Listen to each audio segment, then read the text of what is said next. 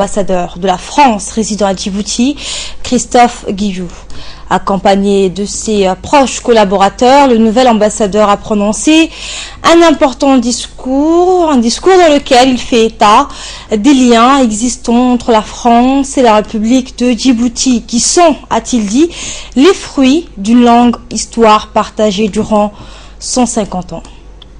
Né en 1952, le nouvel ambassadeur de France est diplômé de l'Institut de langue et civilisation orientale, un diplomate qui est passé par de nombreux pays aux Nations Unies, ainsi que l'Agence pour la promotion de la francophonie. Les relations entre nos deux pays ne sont pas seulement militaires, vous l'entendrez tout à l'heure, elles doivent se renforcer, a-t-il indiqué, dans d'autres domaines. Écoutez justement le discours du nouvel ambassadeur de France résidant à Djibouti. La littérature française, qui ont transmis l'amour de cette terre et leur admiration pour ces hommes et ces femmes de Djibouti qui ont survécu dans un des environnements les plus hostiles sur la planète. Notre relation, ce sont également des intérêts communs. C'est ainsi que la France et la République de Djibouti sont liées par un traité de coopération en matière de défense. Sans équivalent sur le reste du continent, sans équivalent. Et vous savez le prix que la France attache à cette relation. Celle-ci explique que vous accueillez dans votre pays la plus grande base militaire française en dehors de la France. Les forces françaises de Djibouti n'ont pas seulement un rôle de protection, elles sont également ici pour renforcer la coopération entre nos deux États. Leur rôle est unique et les responsables djiboutiens nous répètent à quel point ce que nous faisons est exceptionnel par la qualité de nos interventions et des relations que nous avons nouées. Nos forces armées y disposent notamment de facilités d'entraînement extraordinaires. Nous en sommes conscients et nous ferons tout pour renforcer et améliorer cette relation. La relation entre nos deux pays n'est pas seulement militaire. Elle doit se renforcer dans d'autres secteurs pour continuer à s'adapter à l'évolution du monde et de ses enjeux. Deux autres domaines mériteraient en effet que nous puissions renforcer encore nos actions bilatérales, car nous avons conscience que nous devons évoluer et adapter nos outils et nos priorités. Le premier de ces défis est économique. Les échanges commerciaux entre nous ne sont pas à la hauteur de la relation stratégique qui nous unit. Il y a là des efforts à mettre en œuvre pour parvenir à renforcer ce domaine. Je m'y emploierai car votre pays est en train de tout faire pour exploiter au maximum les avantages que lui procure sa situation géographique. La France et ses entreprises ont des atouts qu'il nous faut désormais davantage valoriser. Le deuxième enjeu, c'est celui de la langue française. Il nous reviendra de réfléchir conjointement à de nouveaux moyens à mettre en œuvre pour redynamiser et renforcer encore davantage l'usage à Djibouti de cette langue commune, en forte croissance au niveau mondial et qui constitue votre originalité ici dans la Corne de l'Afrique. Située dans un environnement régional complexe, Djibouti doit relever également le défi de sa stabilité. La France, comme avant elle Djibouti, a été très durement frappée par de terribles attentats. Nous avons été très sensibles au message de sympathie que vous avez adressé spontanément au président de la République, M. François Hollande. Après son discours et la remise des lettres de créance au président de la République, l'accréditant en tant que nouvel ambassadeur de France à Djibouti, le chef de l'État et l'ambassadeur Christophe Guillou ont eu une entrevue en présence du ministre chargé de la coopération, Ahmed Ali Silay, et le collaborateur de l'ambassadeur. Les discussions ont essentiellement porté sur les relations bilatérales et les moyens de les renforcer davantage.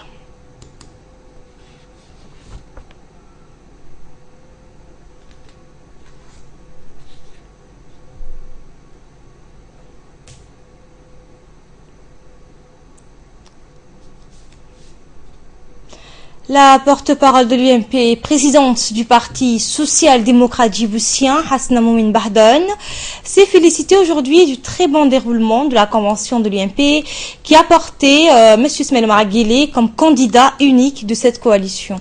Elle a tenu à remercier tous les organisateurs et tous les participants à ce grand rassemblement. Écoutez. L'UMP a tenu vendredi dernier sa convention pour investir le candidat Yoji. Les militantes et militants se sont réunis au club hippique en démontrant leur adhésion au projet politique du président Yogé et de la coalition UMP. La convention a été aussi l'occasion d'affirmer la réussite des grandes réalisations socio-économiques du président de la République. Les leaders de l'UMP n'ont pas manqué d'exprimer leur satisfaction de la politique nationale et internationale du chef de l'État. À cet effet, je remercie le candidat de l'UMP qui s'est exprimé sur les réseaux sociaux. Je cite « Je tiens à remercier tous celles et ceux qui, de près ou de loin, ont pris part à la célébration du 8 janvier dernier. À tous ces hommes et à toutes ces femmes qui se sont mobilisés autour de notre coalition et qui croient en nos valeurs républicaines qui sont l'unité, la paix et la cohésion sociale, je vous dis encore une fois merci.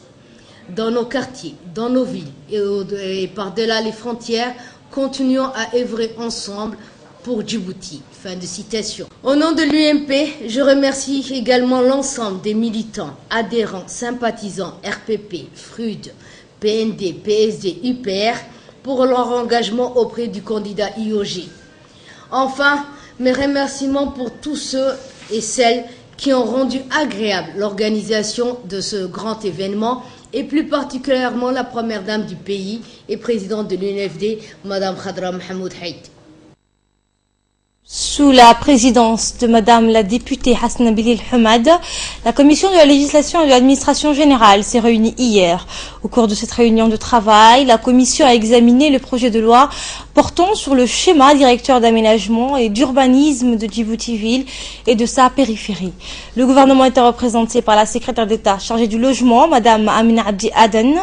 À travers cet important texte, le gouvernement propose de fixer les orientations stratégiques d'extension de la ville pour les 20 prochaines années, ainsi que la destination générale des sols, et ce, dans le cadre de la vision 2035. Selon la secrétaire d'État chargée du logement, Madame Amina Abdi Aden, cette loi n'est pas fixée dans le marbre.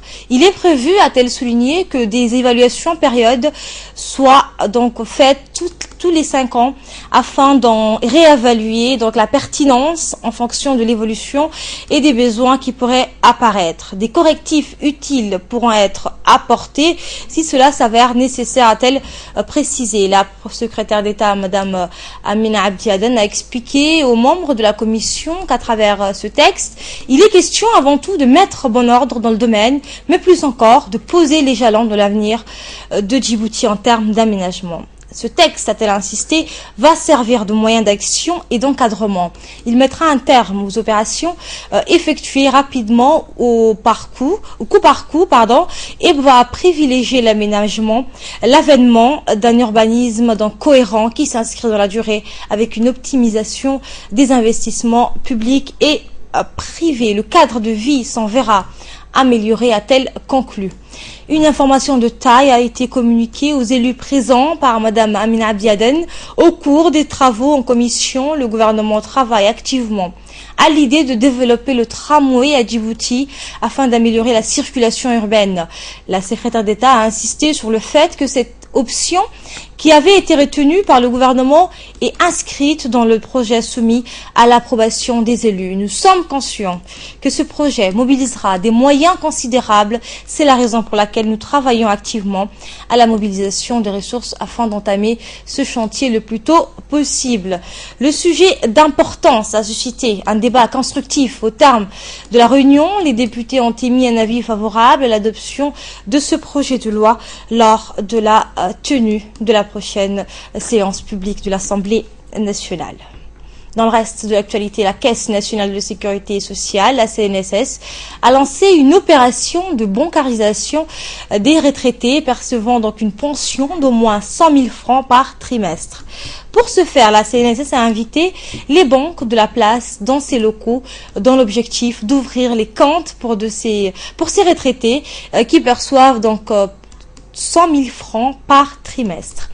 La directrice générale de la CNSS, Mme Hana Farah Assoué, a été chargée de superviser ces opérations de bancarisation des retraités. Celles-ci qui vont se poursuivre jusqu'au 7 janvier prochain. 5 banques de la place se sont déclarées prêtes à ouvrir ces comptes. C'est dans l'optique de faciliter les paiements des pensions de retraités que la CNSS a bien voulu donc être le trait d'union entre les banques et les retraités. Une initiative qui est bien accueillie par les retraités. L'un d'eux a d'ailleurs souligné que cette méthode lui facilitera la tâche, d'autant que les succursales des banques se trouvent désormais à proximité des lieux d'habitation. Ma pension de retraite récupérée dans une banque de proximité est une bonne chose. Il serait plus facile pour moi, qui habite à Belbela, de récupérer mon argent, ajoute un autre. D'autres précisent que cela leur évitera les files d'attente devant les caisses de la Caisse nationale de la sécurité sociale. Certains pensent pouvoir donc bénéficier de facilités comme un paiement par avance en cas de nécessité. De son côté, la directrice générale de la CNSS, Mme Hanna Farah Assoé, a expliqué que la bancarisation des retraités percevant plus de 100 000 francs par trimestre s'inscrit dans le cadre d'une stratégie managériale qui a pour objectif de faciliter le paiement des pensions de retraités axé sur la proximité du service.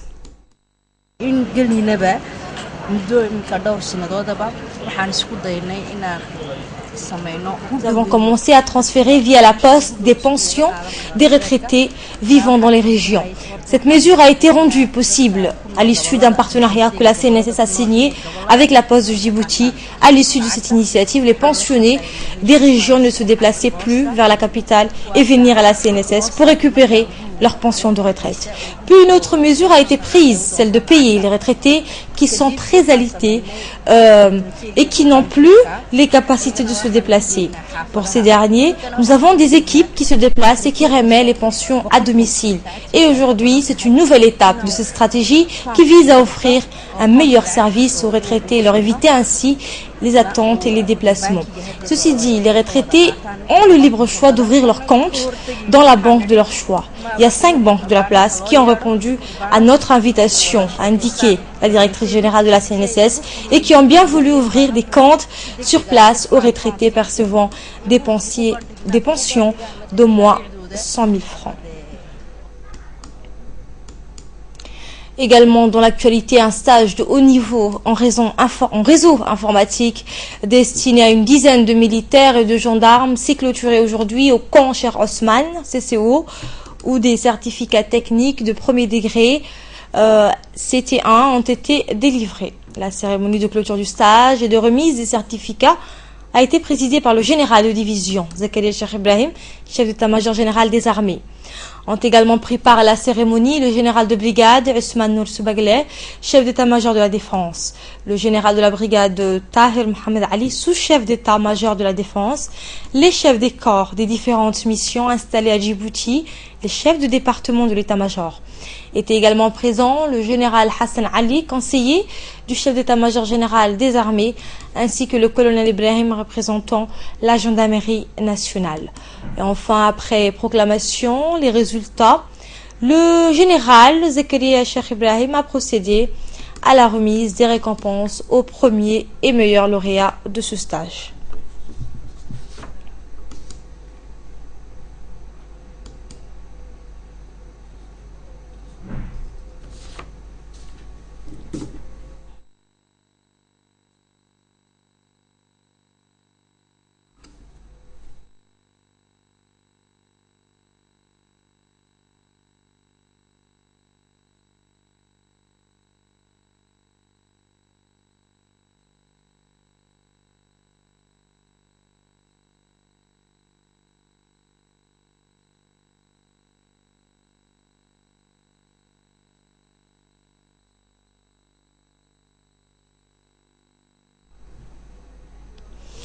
Et les centres de développement communautaire sont sans nul doute des lieux d'épanouissement culturel et sportif, mais aussi de rencontres pour impliquer les populations dans de nombreux sujets de sensibilisation.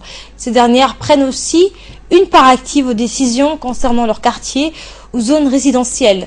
Le secrétariat d'État à la jeunesse et au sport se démène pour multiplier et créer ce genre de structure. Un CDC vient ainsi de voir le jour à Gourabous, localité de la région du Dikil. La cérémonie d'inauguration a vu la participation de nombreuses personnalités, outre celle du secrétaire d'État à la jeunesse et au sport, Badoul Hassan Badoul, était présent, le président de l'Assemblée nationale, Mohamed Ali Hamad, le ministre de l'Habitat, Mohamed Moussa Ibrahim Balala, le préfet de la région de Dikil, Mohamed Cheikho, le président du conseil régional, Abdurrahman Younis Arre, ainsi que les parlementaires de la région. À cet effet, les habitants de la Gora Abos ont réservé à la délégation qui a été chaleureusement accueillie. Le président du conseil régional a, durant son intervention, rappelé l'importance du CDC dans le sens où ils permettent non seulement aux jeunes de s'instruire et échanger, mais aussi de s'adonner au sport en les écartant de l'oisivité et de la délinquance. Le préfet de la région de Dikil a, quant à lui, après avoir remercié le secrétaire d'État à la jeunesse et au sport pour avoir tenu parole en créant cette structure au bénéfice des jeunes, a demandé à la population de Gora Abous de faire bon usage de leur CDC et que désormais la responsabilité de préserver cet espace communautaire leur incombe.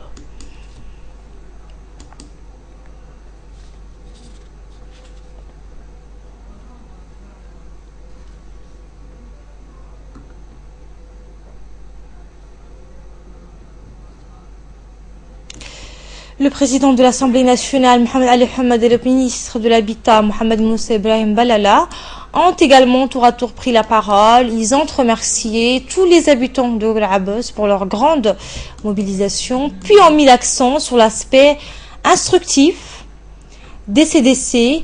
C'est à la fois donc un lieu de... c'est donc d'abord le président de l'Assemblée nationale et le ministre de l'Habitat, Mohamed Ibrahim Balala. Donc, ils ont remercié tous les habitants de Gora Abos pour leur grande mobilisation, puis ont mis l'accent sur l'aspect instructif des CDC. C'est à la fois un lieu d'épanouissement culturel et sportif pour les jeunes, mais aussi de rencontres et d'écoute pour toute la population de cette localité.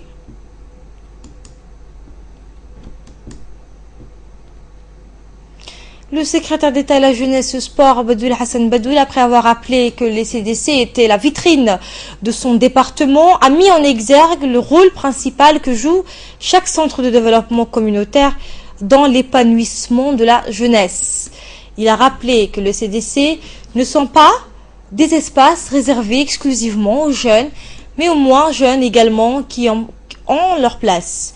Ces centres, a-t-il indiqué, sont une émanation concrète de la volonté politique du président de la République, Ismaël Omar Guelleh, qui a toujours fait des aspirations de la jeunesse une de ses priorités. La cérémonie a été clôturée par l'inauguration officielle du CDC. Cette structure dédiée aux jeunes est dotée d'un terrain de basketball, de volleyball, d'une salle audiovisuelle, d'une bibliothèque. Elle dispose également de baby-foot et de tables de tennis. La réaction du secrétaire d'État à la jeunesse et au sport a été recueillie peu après l'inauguration. Écoutez.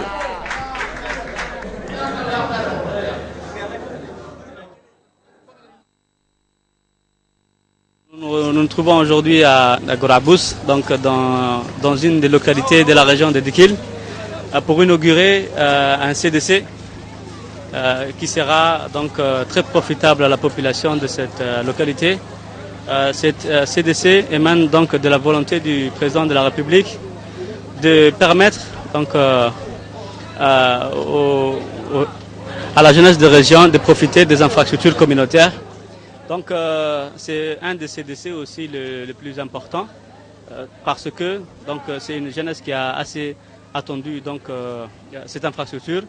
Je remercie donc le président de la République qui permet chaque jour à ce que la jeunesse puisse profiter donc non seulement donc des bienfaits des politiques publiques en matière de jeunesse, mais également aussi d'aspirer donc à cette jeunesse le fait d'aller de l'avant. Donc également aussi mes recommandations à cette jeunesse afin qu'elle puisse aussi sauvegarder et garder cette infrastructure, parce qu'avant tout, c'est vrai que c'est pour la jeunesse, mais surtout aussi c'est pour la communauté de cette localité. On reste au sud toujours du pays à Lissébié afin de permettre aux populations des villages et localités de l'intérieur de bénéficier de soins. Une équipe médicale du centre hospitalier de Lissébié a effectué ce week-end un déplacement dans la localité de Guélilé. Cette équipe mobile était dirigée par le docteur Omar Mohamed Farah. Elle a pu effectuer des consultations et apporter des soins de proximité à quelques 124 personnes qui ont bénéficié de consultations générales avec traitement. Ainsi, 37 adultes ont pu être auscultés et soignés. 45 enfants malades ou souffrant de malnutrition ont été pris en charge. Une vingtaine de vaccinations effectuées et enfin une quinzaine de femmes ont bénéficié de conseils sur la grossesse, la prénatalité ou le planning familial. Le ministère de la Santé a mis en place un programme visant à apporter des soins aux populations des régions de l'intérieur. Vous aurez ces images dans nos prochaines éditions. Et nous passons de là à l'actualité à présent hors de nos frontières.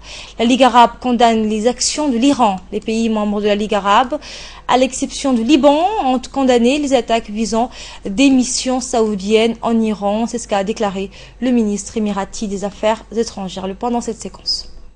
Les États membres de la Ligue arabe, à l'exception du Liban, ont condamné les attaques contre les représentations diplomatiques saoudiennes en Iran.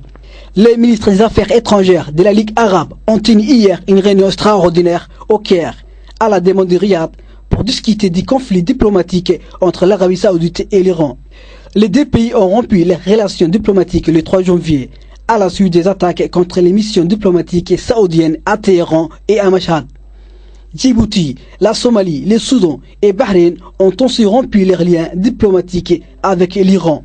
La crise a éclaté entre Riyad et Téhéran suite à l'exécution le 2 janvier du chef religieux chiite Nimr al-Nimr ainsi que 46 autres personnes condamnées pour terrorisme en Arabie saoudite. À l'étranger toujours avec cette rencontre avec El Chapo, CNPN va devoir donc s'expliquer avec le Mexique. Ce dernier ne pensait sûrement pas que son entretien avec El Chapo se transformerait en affaire d'État. Les autorités mexicaines veulent entendre l'acteur américain. Selon elle, sa rencontre avec le narcotrafiquant a facilité son arrestation. Idriss nous en fait plus. Xi Jinping ne pensait sûrement pas que son entretien avec El Chapo se transformerait en affaire d'État. Les autorités mexicaines veulent entendre l'acteur américain. Selon elle, sa rencontre avec les narcotrafiquants a facilité son arrestation, car son entrevue l'an dernier dans la jungle avec les barons de la drogue, racontée dans les pages des magazines Rolling Stone, n'est pas restée secrète. Mexico savait que l'homme était en contact avec des producteurs pour réaliser un biopic sur sa vie. Leurs échanges ont permis de les localiser. Après plusieurs mois de cavale, El Chapo, de son vrai nom, Joaquín Guzmán, a été appréhendé vendredi dernier lors d'un raid mené dans la ville côtière de Los Mochis, dans l'état de Sinaloa, sa région natale. Pendant la fusillade, Guzmán et son chef de la sécurité ont fui par le système de drainage de la ville, peu avant d'être interpellés à bord d'un véhicule volé par les militaires. On en sait un peu plus sur sa spectaculaire évasion en juillet dernier grâce à un passage souterrain de plus de 1,5 km menant à sa cellule. Il raconte à l'acteur qu'il avait envoyé des ingénieurs spécialisés dans des tunnels en Allemagne pour qu'ils s'entraînent. Retour à la case départ pour El Chapo dans la prison d'Altiplano. Il ne devrait pas y rester très longtemps puisque le Mexique a ouvert la voie à son extradition vers les États-Unis. Le président Enrique Peña Nieto s'était jusqu'alors refusé à toute extradition de Guzmán, mais son évasion rocambolesque en juillet dernier d'une prison de haute sécurité a porté un coup très dur à la crédibilité du gouvernement et a changé la donne. Les autorités judiciaires mexicaines ont fait savoir que les procureurs avaient reçu l'an dernier des mandats d'arrêt à des fins d'extradition et que les avocats de Guzmán disposeraient de 3 jours pour émettre des objections. C'était le journal de la rédaction. Restez avec nous juste après la pause. On se retrouve pour le focus. L'ONEAD informe ses abonnés que les factures de consommation d'eau du mois de novembre et de décembre sont disponibles dans les agences commerciales du boulevard de la République, de Balbala et dans les régions. Les abonnés sont tenus de régler leurs factures dans un délai de 30 jours. Au-delà du 31 janvier 2016, une campagne de coupure systématique sera mise en place. Enregistrez votre numéro de portable au guichet pour recevoir votre facture par SMS.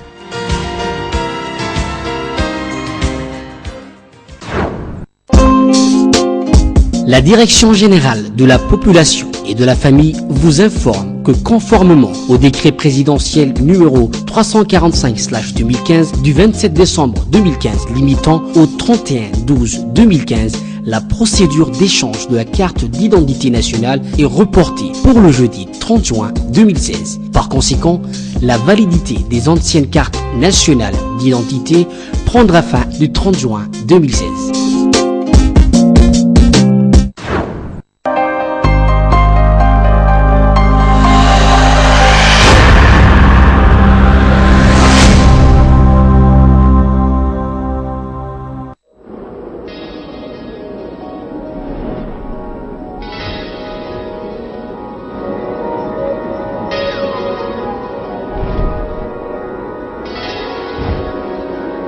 Vous êtes étudiant.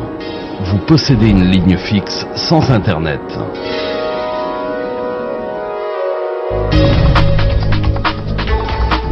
Djibouti Télécom a la solution pour vous.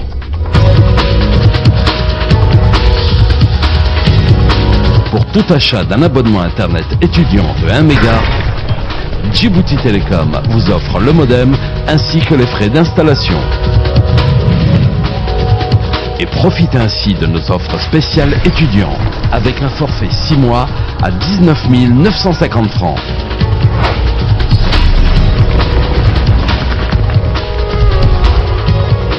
Le forfait pour une année complète à 35 700 francs. Offre d'installation gratuite valable jusqu'au 31 janvier. Djibouti Télécom, chaque jour plus proche de vous.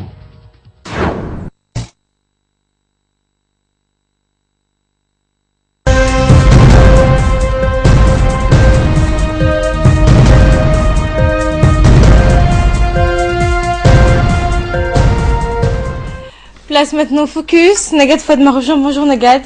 On parle de sport, on se focus. Également. Et effectivement, Lionel Messi a connu une année vaste avec le FC Barcelone et qui figure le grand favori du Ballon d'Or 2015. Donc son coéquipier Neymar et son éternel rival Cristiano Ronaldo rêve toutefois de l'en priver. Donc verdict lundi à 20h. Rarement Lionel Messi n'a dominé la planète du football comme en 2015. Un 5e Ballon d'Or tend logiquement les bras à l'Argentin, redevenu le meilleur joueur du monde du FC Barcelone et de fait grandissime favori de la cérémonie de remise de prix organisée par la FIFA lundi à Zurich. Donc le prodige argentin a devancé ces 2 dernières années par son éternel rival portugais et son coéquipier du Neymar, 3e finaliste de cette édition.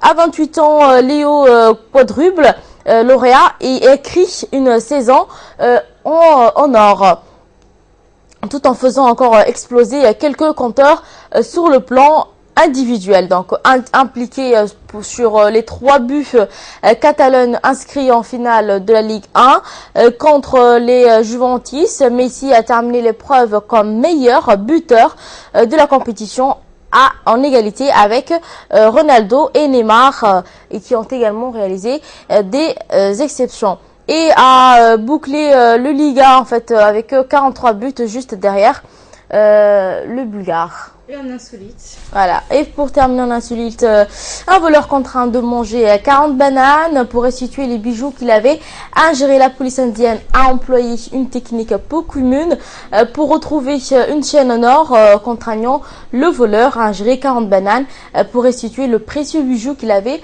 avalé lors de sa course-poursuite avec la police. L'homme avait démenti avoir arraché la semaine passée une chaîne que portait une femme dans la rue de Bombay, mais les radios en fait effectuées à l'hôpital ont prouvé le contraire. Un lavement avait pour la première fois échoué. Les médecins ont alors suggéré une opération. La police a estimé que ce serait trop coûteux et opté plutôt à l'indigestion et forcé à manger des bananes. Donc il a dû manger les 40 bananes dans la journée, a expliqué la police. Et le suspect de 28 ans va comparaître vendredi prochain au tribunal. Tous les moyens sont bons. Merci Nagat pour ce focus. Merci à vous de nous avoir suivis et très bonne suite de programme sur Télé Djibouti.